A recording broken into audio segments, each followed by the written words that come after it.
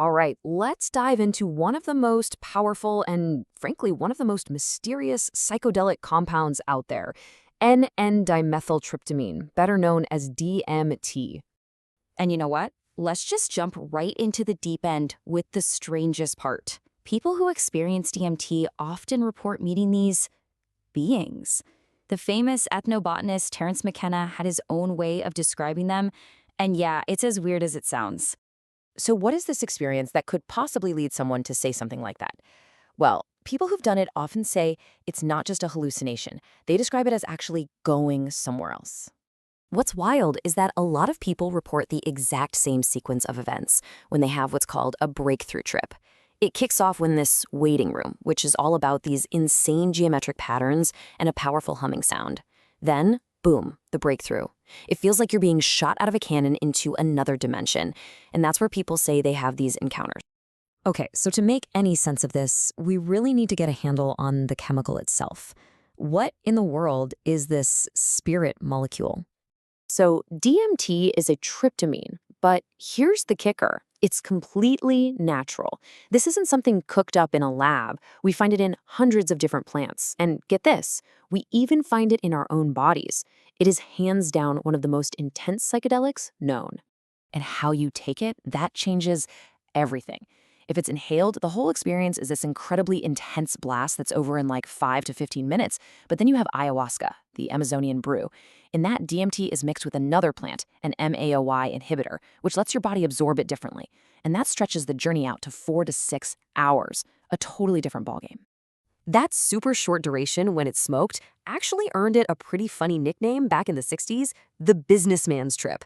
The joke was you could have this reality-bending experience on your lunch break and still make it back to the office for your afternoon meeting.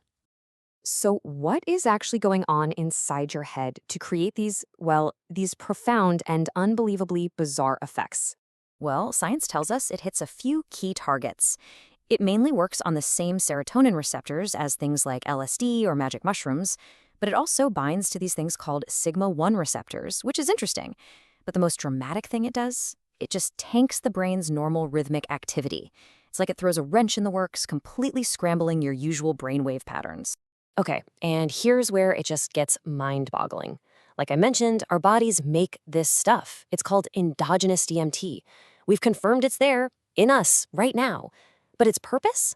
We have absolutely no idea. It's a total scientific mystery.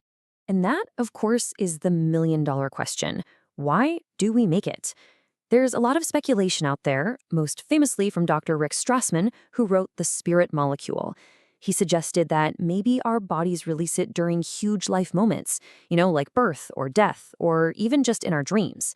But I have to stress this. That's a theory. As of right now, there's no hard scientific proof. So this big mystery brings us right back to the weirder side of things. Back to the elves, the aliens, and the strange theories that pop up around these experiences. Think back to what McKenna said. He wasn't just saying he saw these machine elves. He claimed they were actively creating the world around him, using sound, using language, to literally sing objects into existence. This whole idea that reality might just be made of information or language, it's a theme that comes up again and again. This has even led to this really strange modern phenomenon people try out, called the DMT laser experiment. Basically, people look at a simple laser pattern, the kind you can make with a cheap laser pointer. But under the influence of DMT, they report it transforms into what looks like a coherent code, like hieroglyphs or some kind of language written into the fabric of reality itself. And this whole laser thing, it perfectly sums up the central debate.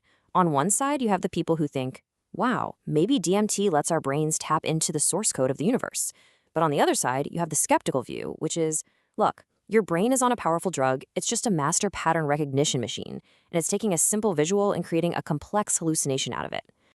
So let's pull back from hyperspace for a minute and ground this whole conversation in what we know about its real-world legal status, the risks, and its future in science.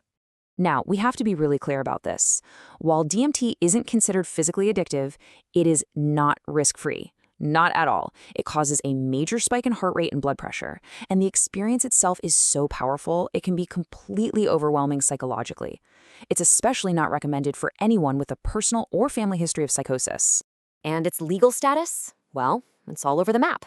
Here in the United States, it's a Schedule 1 drug, which means it's highly illegal. But then you look at places like Brazil and Peru, and it's actually legally protected for use in certain religious ceremonies, like the Santo Daime Church. It's a really fascinating contrast.